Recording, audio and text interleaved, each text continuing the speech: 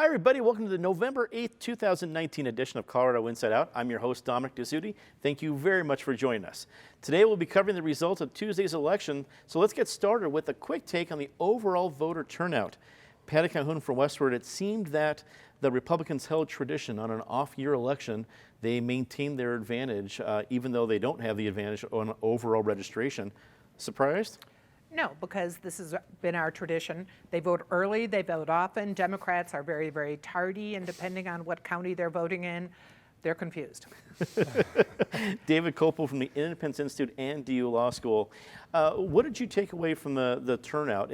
There weren't a lot of really spicy races that were on top of the ticket.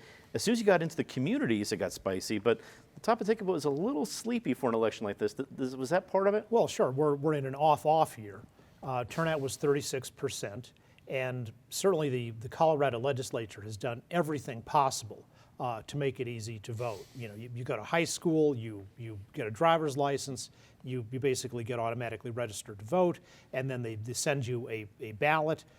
So it couldn't be more convenient, and 36% chose to participate, and I think that's fine. I think if you feel you don't know enough about the issues to vote intelligently, then you shouldn't, and it's okay to make that decision. Eric Sonderman, political analyst and a weekly columnist at Colorado Politics. Eric, does the turnout from this year's election do anything to affect strategies for future off-year elections? Maybe, but I think it all has to do with what's on the ballot. You stole my word, Dominic, sleepy. It was a sleepy election, and sleepy elections draw sleepy turnouts. It started, when the ballot, a week out, the Republicans had an 8-point advantage in turnout, but then with voters showing up on election day, et cetera, it narrowed to a 2-point gap. I think the real story is not the partisan divide in turnout. It's that this electorate was a very old electorate. I mean, I read 70% north of age 55. And that, somewhat corresponds to partisanship, but not totally. So a lot of gray hairs voting this year. Well, it's great to welcome a new face to the table. Josh Downey, president of the Denver Area Labor Federation. It's great to have you here. What did you take away from the turnout and the numbers and what it might pose for the future? Well, thanks for having me, Dominic.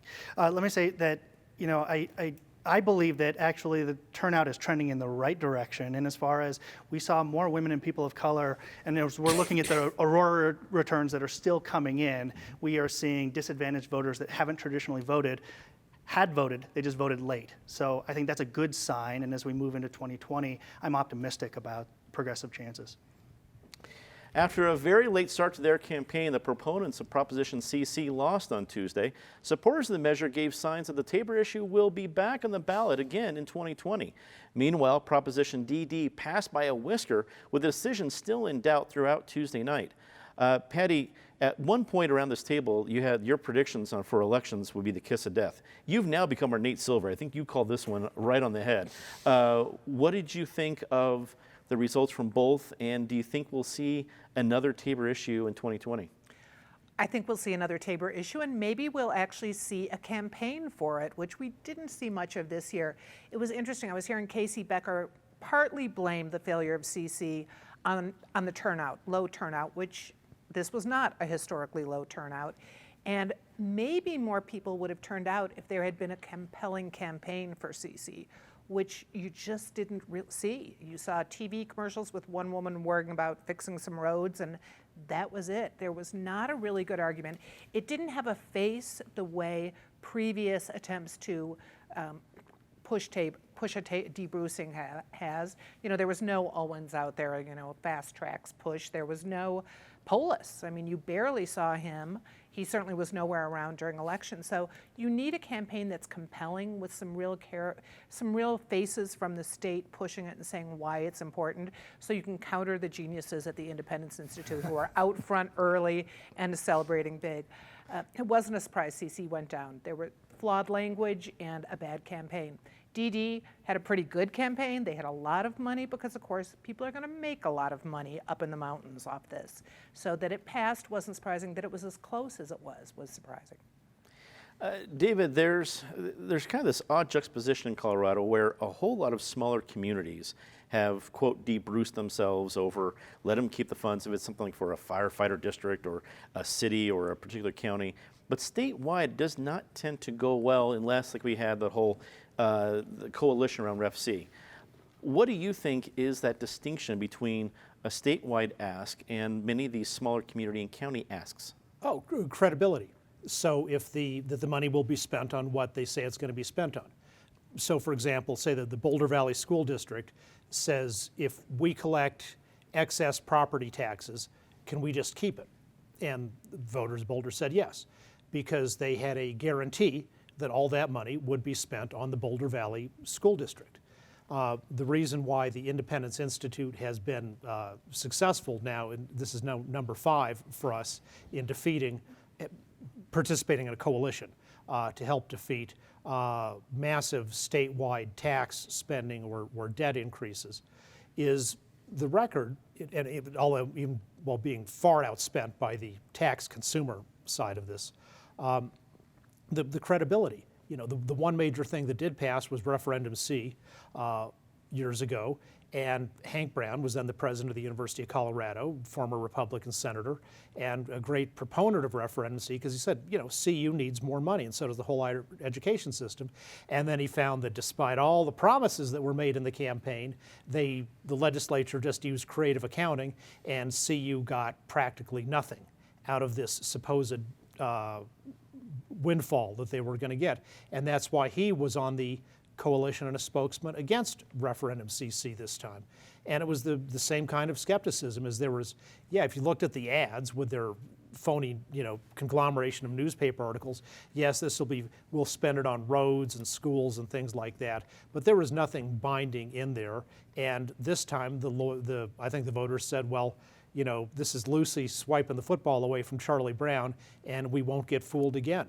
And if they maybe came back with something more genuinely binding, like they did on DD, where you know actually the little bit of money they're going to collect from it is actually going to be spent on water, they were more favorable to that. Eric, you and I were both the opinion last week that perhaps the fact that the campaign started so late would be kind of a genius move. And that fell flat pretty quickly, as many of our predictions made lately. But what did you think about the final turnout and the final results, and what that should give supporters as they make any plans for 2020?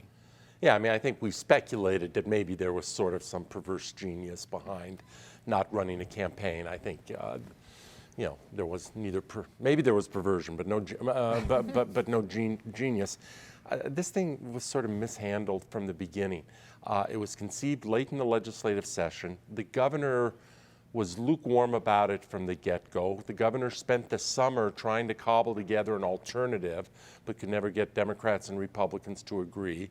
It is not lost on me that on election night, the governor was literally about as far away from Colorado as you could be. He was on a trade mission in India on election night, left Casey Becker to deal with the press and issue the concessions statement and all the rest.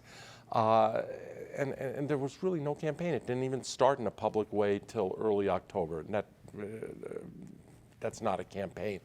In terms of what this means, you know, it had none of the elements of Ref C that we're talking about, none of the elements of Ref C.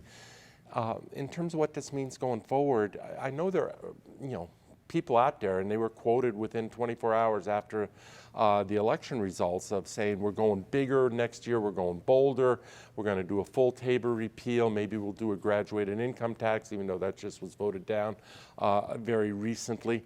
I think before they even talk to the general public, which is going to be a very tough sell, they have to put their allies together. They have to get the Jared Polis's on board. They have to get Democratic legislative leadership on board.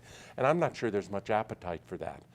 If you cannot pass something as tepid, and I regard Proposition CC as rather tepid, then to make the case that there's appetite for big, bold Tabor reform, I don't get it. I think there are a lot of people out there who think Tabor is the devil incarnate, and Tabor is problematic, but they have to get out of their bubble and go talk to some people for whom Tabor works rather well for them, and they're proud of it. Josh, it is very true that you're going to get a whole different batch of voters in 2020 around a whole lot of other issues, notwithstanding the presidential race. So it is going to be an entirely new environment.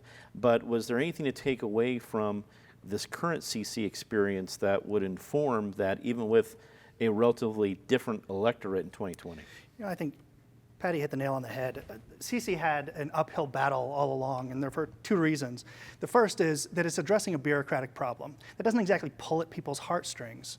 And then second, there was always going to be millions of dollars from Americans for Prosperity and other organizations that was going to get dumped in to maintain the status quo. I think if we learned anything from this, it's that in order to win, we have to have a compelling vision and a real narrative that draws people in. Patty had mentioned DD.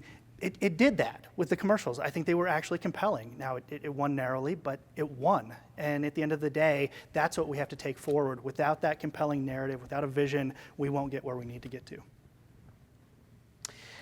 Municipal races in Aurora were so close that it took 2 full days until the winners were projected. Former Congressman Mike Kaufman is the likely winner of the mayoral race, but only has a 273 vote lead over progressive Omar Montgomery. Arapahoe County has over 1,000 ballots to be cured, and it's still unknown how many of those are from Aurora. Non-incumbents Juan Marcano and Allison Coombs pulled ahead in their city council races when the final votes were counted. David, Mike Kaufman is used to close races, but 273 votes is pretty close, and it's still not done. But what does this say to you about Aurora with this kind of a close match? Or it might even be 237. Good point. But I think, well, Aurora is the swing county of Colorado, absolutely. Kaufman's a very strong campaigner, but his leading opponent would also prove to be a strong campaigner, and obviously got a huge boost of out-of-state money from the gun ban lobby. Ryan Frazier, I think Montgomery and Kaufman are both, in a sense, winners because they did really well. Ryan Frazier came in with 16%.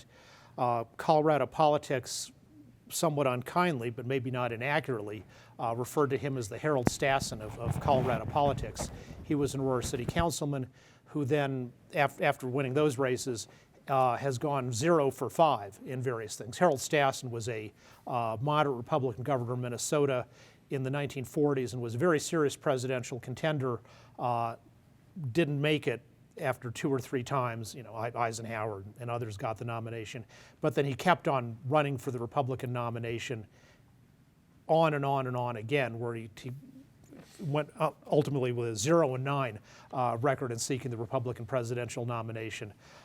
So if Ryan Frazier hadn't been in this race, Kaufman probably would have won it by a more comfortable margin.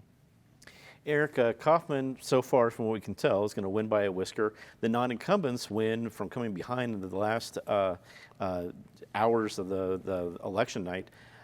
It doesn't seem that either one of them would walk into the Aurora City Council chambers with a mandate.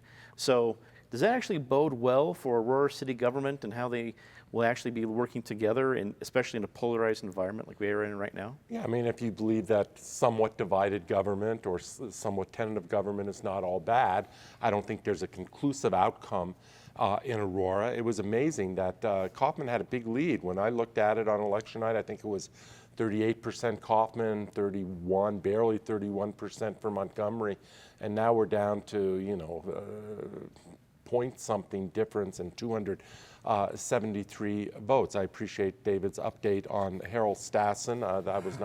Did not come to the show prepared for a discussion of Harold Stassen, but that was good to have. I don't see unless there's a major abnormality, the 273 probably, there are not enough votes out there to change it. I'm told that maybe out of the 1,000 votes still to be counted in Arapahoe County, maybe 500 at most are from the city of Aurora. By my math, Montgomery, even leaving out the other candidates like Ryan Frazier and Marcia Berzins, Montgomery would have to win 3/4 or more of those outstanding votes, which seems like a tall order. If there's anything bothersome, and it's not just about Aurora, we saw it in Arvada too, it's that nonpartisan municipal elections, there have always been a minor element of partisanship to them, but now partisanship is becoming part and parcel of where they are. This was, Kaufman became the Republican candidate for obvious reasons. That's his background. Montgomery became the Democratic candidate. We saw the same play up in Arvada. Partisanship is everywhere these days. Can we keep it a little bit lower key in these municipal races? That's probably a losing battle on my part, but I'll make the plug. Always loved your optimism, Eric. Josh, Omar Montgomery has not conceded, doesn't have to until the final vote is counted, but he has definitely shown himself as a formidable candidate so far in this race. Do you see a future for him in other races with making a significant play in this one? Absolutely. You know, it's worth noting that that Representative Kaufman dropped $500,000 that we know of in this election. Omar was outspent 5-1 and is still within 273 votes. And the reason why is because he had a compelling narrative. Going back to my CC point, you know, he talked to and connected with voters in Aurora about making their lives better, making sure that people were making a decent wage, that they had health care, and so I believe he's a force to be reckoned with, and I think we'll see him again. Patty, I'm born and raised in Denver. I've always loved the city, so it's near and dear to my heart. But it's seeming to me that Aurora is becoming a little bit more interesting than Denver. You have a more diverse population, ethnicity, age, politically, and its politics are a little bit more interesting. What do you think? Well, in fact, we said that on our cover 2 weeks ago that Aurora was Colorado's most interesting city. Part of it is the huge percentage of people in Aurora who are immigrants from other countries and every country imaginable. I mean, it is a huge, huge population. Some are refugees from horrible situations, and what the city has done to try to accommodate them, to make them feel at home, to educate them, it's challenging, but I think it's been working. So that's one really interesting angle. Just the fact that you've got Colfax running through it and they're dealing with the same issues there that Denver is, but they're kind of doing them in interesting ways. They're doing more for the arts right now along Colfax than Denver has been doing. So Aurora is a growing city with a lot of challenges, and one of them is going to be a divided government right now, but that's fun too. I mean, Denver City Council is a lot more fun to watch now that you've got Candy C. DeBaca taking on Michael Hancock, and I think you want that kind of yin and yang in your government. You want to have discussions, and Aurora needs them. One of the rallying cries during the latest teacher strike was heard, "Flip the board." That came to fruition this week as the teachers union-backed candidates won the majority of the school board for the first time in years. Union-endorsed candidates in DPS included Tay Anderson, Brad Lorvik, and Scott Balderman.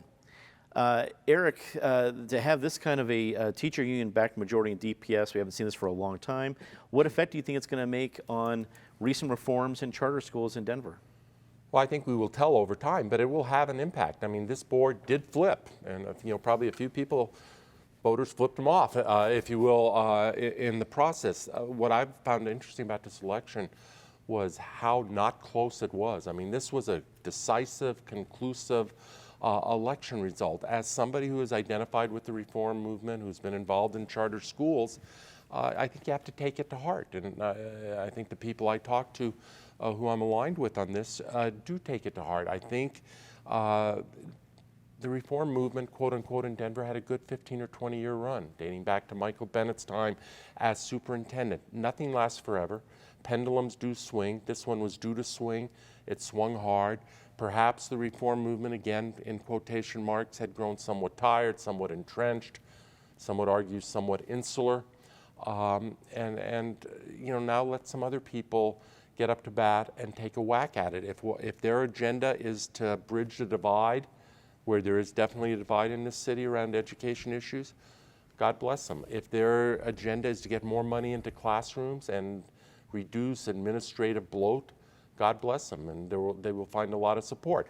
If their agenda is to limit people's choices and reduce choices, particularly for black and brown and impoverished families in really lousy schools, I think they will have a fight on their hands. Ditto if they try to reduce accountability mechanisms. But it's interesting times in Denver, and there's probably a silver lining there.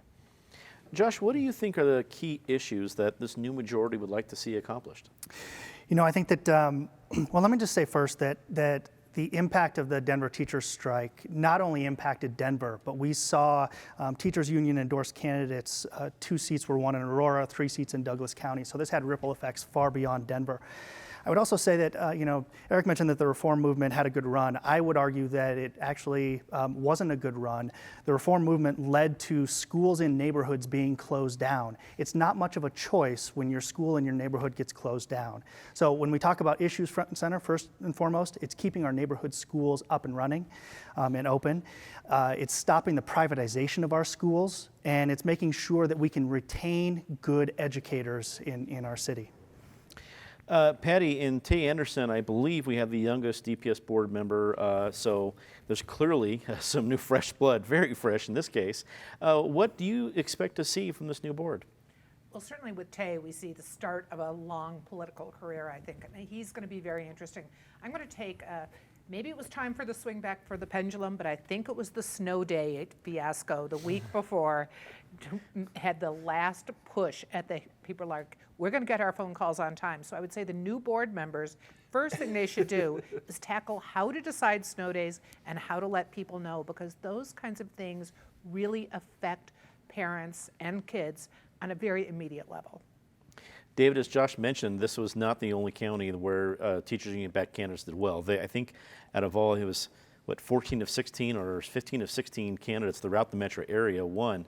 What does this mean for reforms or charters across the metro area? Well, it means over the last years, the achievement gap between the Denver public schools and the rest of the state, and Denver used to be very far below the state average, they really closed that gap. But now we'll, I think, move to reverse and widen the gap. According to the union, if you say that a school is failing, that's like saying the community is failing. I think that's ridiculous. If a restaurant fails because it has bad food and people don't want to go there, then maybe you need to change the management of the restaurant and get some new staff. It doesn't mean the community failed. This is a new board that says no new charter schools, don't measure whether students are learning to read, and we should do student discipline according to racial quotas rather than actually individual student behavior. So it will at least help to solve the housing crunch in Denver, because families that want quality education will begin to move elsewhere. Just another issue in Colorado that we can all agree on. Let's get to our favorite part of the show, Disgrace of the Week. Patty, as always, please start us off. Maybe we can all agree on this. Love the beer or hate it, love the family's politics or hate it. Coors has been, it's in Colorado's DNA. Has been an intrinsic part of this state for almost as long as Colorado has been a state. And to have the headquarters of Coors now leaving and going to Chicago, of all places, it's just a sad day. It's great that they're going to put some money, allegedly, into the Golden Brewery, which will stay open, but family's not happy about this. Beer drinkers aren't happy about this. I'm sure somewhere Burt Reynolds isn't happy about it, with Smokey and the Bandit being one of Coors' great hallmarks. I love that we can be the show with the kind of references that would include everything that David brought up and Smoking the Bandit. Well, I was going to bring up Patty. Harold Stason until. David. Well, yesterday was Victims of Communism Day, and it celebrates this year the 30th anniversary of the fall of the Berlin Wall. So the disgrace is still the large number of useful idiots who defend communism and pretend that Marxism in practice is any different from Hitlerism. Eric. Colorado Gives Day is an incredible institution in this state. It raises a lot of money for a lot of worthy nonprofits. But I have to say, the glut of emails, which is just starting, we have a month to go, is out of control. And the timing of it, you roll right out of political season and all the glut of mail that generates, and you roll right into Colorado Gives Day. And there ought to be, somebody ought to come up with an app that's auto-delete for all of these begging emails. This message brought to you by Channel 12, which is a proud member of Colorado Gives Day on December 10th. Josh. You know, they say that you can tell a lot by how somebody loses. I would say you can tell even more by how they win. And unfortunately, Thornton City Council member Adam Makowski did not win well. He posted shortly after the election results came in on several people's, including his opponent's Facebook page, how you like me now, with a YouTube video and a I win again. I believe that is unbecoming the dignity of his office. Hear, hear. Time to say something nice about somebody. Patty? Let's see, last week I touted Denver Arts Week, which lasts one more day, but there's several things that will continue, and very close to where we filmed the show at Redline Gallery, there's a fabulous show by Detour, Thomas Evans, which is envisioning a music group, the Five Pointers, in 5 Points a century from now, and it just brings back everything that it has been great about 5 Points, the jazz lineage, when this was the Harlem of the West. It is a wonderful show, and it lasts a month. David. My former Grayland Country Day School classmate, Chris Romer, also a former state senator and for a long time a leading voice for improving public education in Colorado, was elected on Tuesday to the Colorado Mountain College Board of Trustees, and I think he'll be a strong voice for quality education. Eric. Temple Emmanuel in Pueblo, Colorado, and the whole community of Pueblo that rallied around that credible and atrocious threat that emerged earlier this week. Hate is out there. Anti-Semitism is one form of it, and we're playing with fire in this country. Josh. We talk a lot about the 60% of the voters that didn't show up in Colorado to vote. I just want to give a shout out to the 40% who did, who exercised their civic duty, cast that ballot for their candidate or their issue. Thank you for showing up. You're here. A couple things before we go tonight. The Both Sides of the Story debate tournament continues with our next semifinal round next Friday. Aiden Welsh from Holy Family High School and Maddie Holloman from George Washington High School debate if Colorado citizens should have the right to vote on every state tax increase proposal. I wonder where we got that idea. That's going to be next Friday at 7:30. Next, brought to you by a special promo from Eric Sonderman, Colorado Gives Day is December 10th, and you can schedule your gift and your email to Eric to CPT12 right now. You count on us for great programming like Colorado Inside Out. Can we count on you for your support to Colorado Gives Day? If you schedule your gift today, we won't send you any emails, and that's probably a pretty good deal. Go to cpt12.org for details. That is indeed all the time we have for this episode of Colorado Inside Out. For everybody here at CPT12, I'm Dominic Dezzutti. Thank you so much for watching. Good night.